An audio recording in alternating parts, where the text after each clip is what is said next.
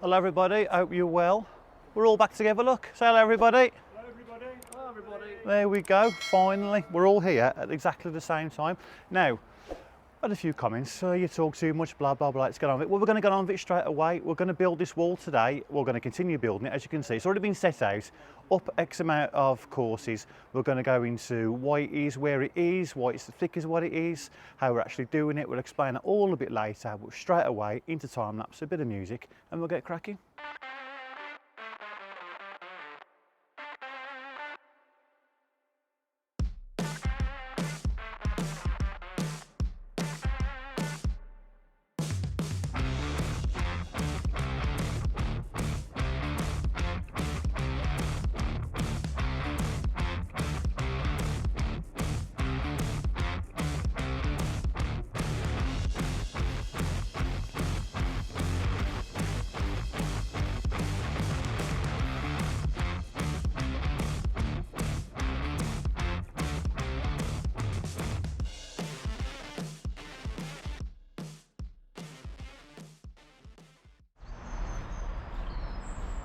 So we've spent the morning after finishing last night getting this block working, ready to start the thermalite. Adam has then marked out, as shown by the red squares, where we're going to start laying out on getting all the blocks set out for him ready, so we can just be efficient when he starts putting the block work in. But then a really good tidy up, trying to get all the bibbles and half enders of bricks from under our feet, because you know what happens, we can fall over anything just lightly.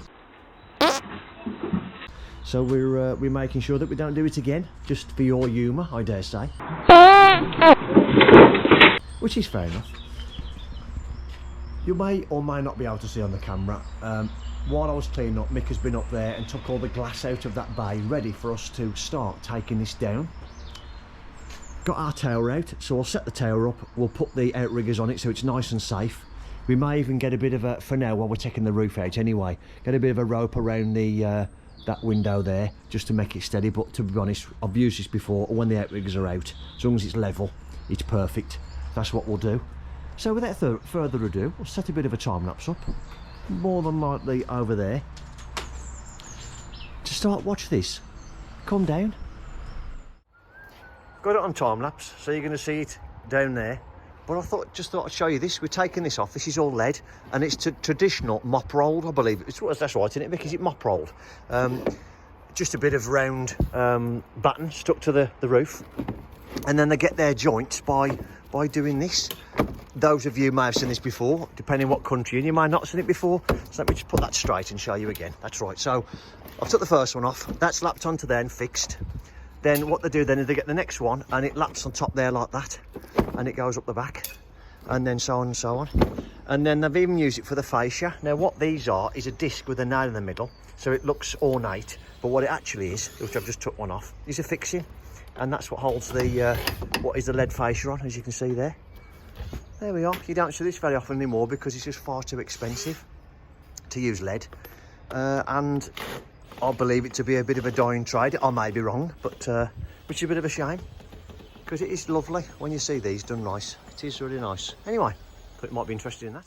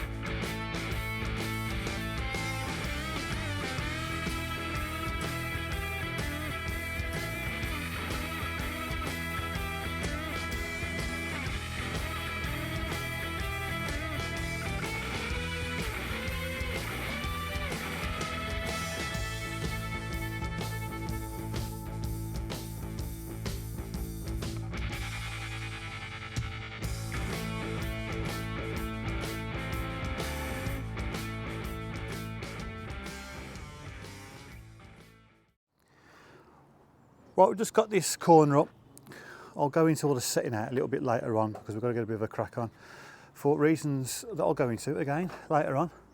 There's Rich. Hello, Rich. Hello. Hello, Michael. You be careful. What the hell? We'll be off for a week. This is the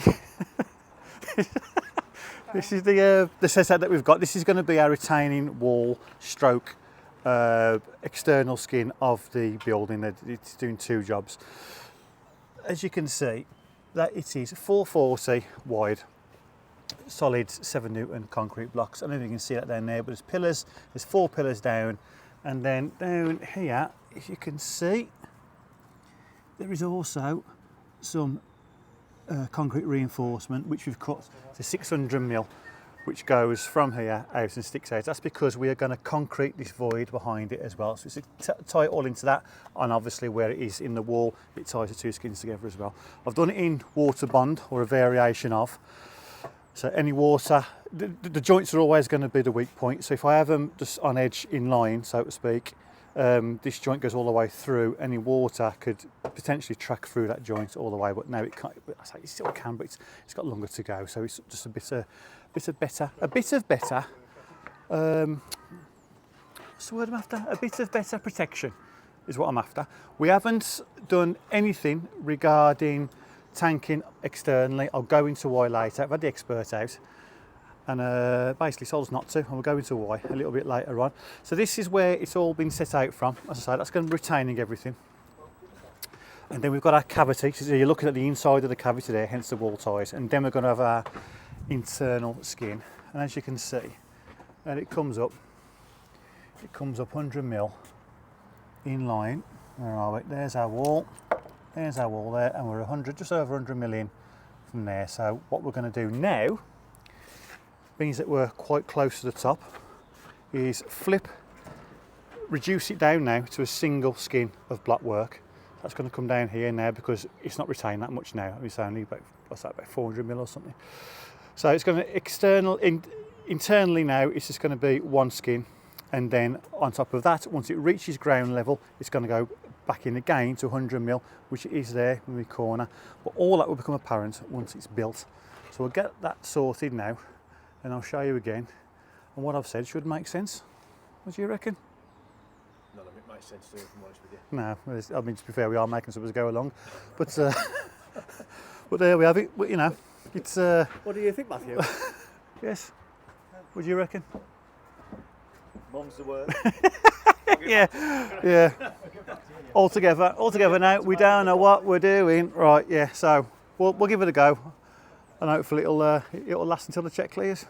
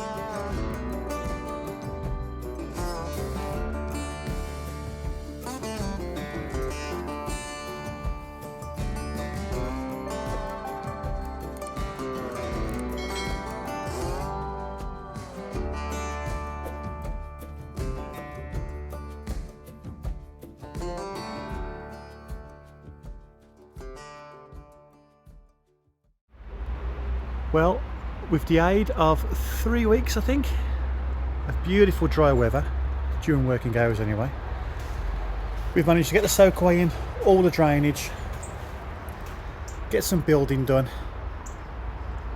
and we are up to first lift, finally.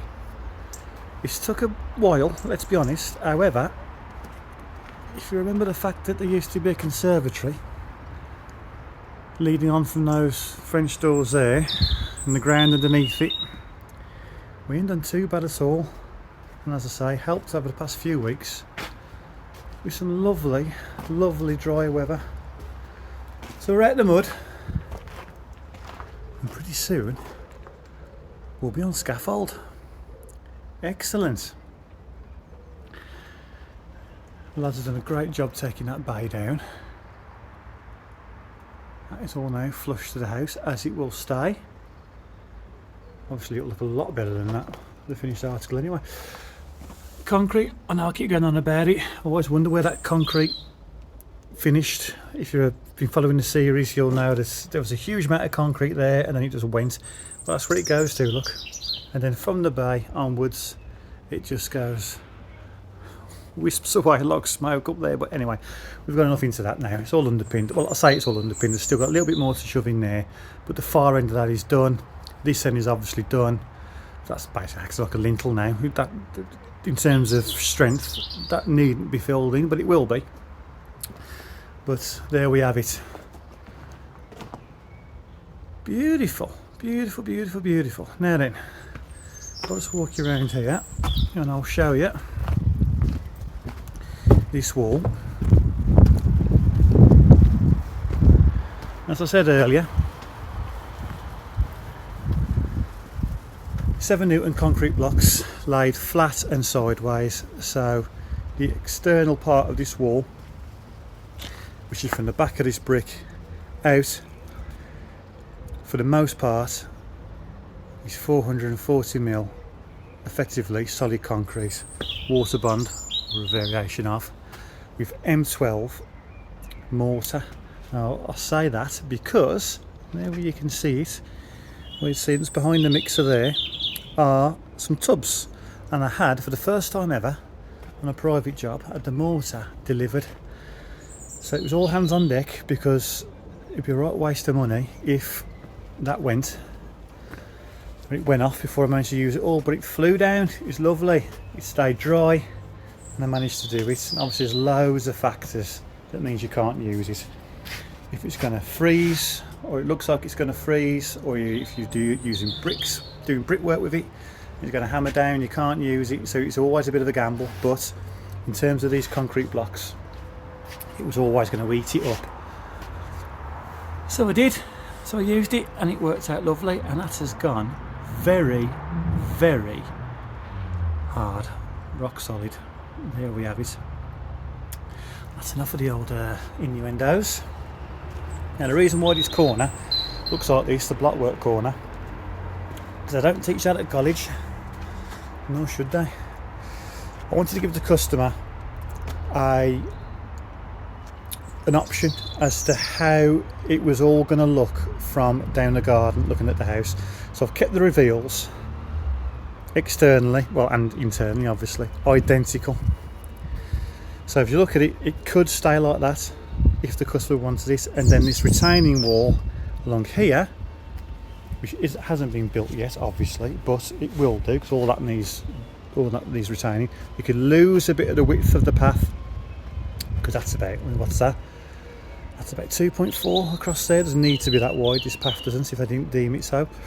This then wall then can come from back a bit here, thus leaving the reveals of the extension identical. Or if they wanted to maximise the space of the path, they could build it, we could do, I could build it flush with it and continue the wall all the way down here. That's why those wall ties are there, just to tie it all back in should they want it. But they've been at work all week and haven't had time to, and a chance to have a chat to them about it, so I left them that option, which is why it's a bit higgledy-piggledy there. Just do what you can, get it up, tie it in where you can. If you can't, loads of wall ties, just try your best, don't you? Try your best. and try and keep the one step ahead thinking wise.